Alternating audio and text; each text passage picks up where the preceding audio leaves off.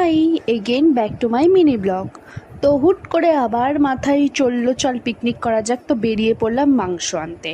তারপর ওরা চলে আসে, এখানে মা বানিয়ে দিল দুধ চা, দেন নিয়ে চলে গেলাম।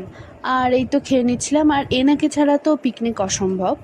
তারপর এই যে এনারাও এদিকে আড্ডা টাড্ডা দিচ্ছে, চাটা খাচ্ছে। তারপর আবার একজন নিয়ে এসেছিলো চিকেন 65, তো ওটাই এনজয় করছিলাম।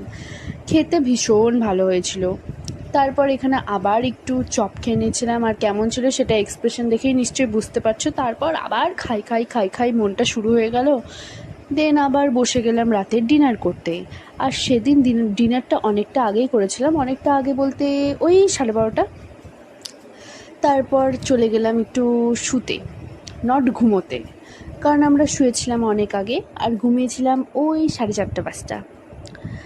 ঘুম তো হয়নি বললেই চলে। তারপর 10টার দিকে ঘুম থেকে উঠলাম, দেন একটু পরোটা খেয়ে নিলাম।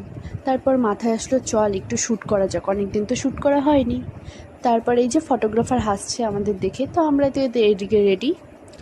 তো চলো, কেমন লাগলো ভিডিওটা অবশ্যই জানিও। দেখা হবে আবার অন্য কোনো ভিডিওতে।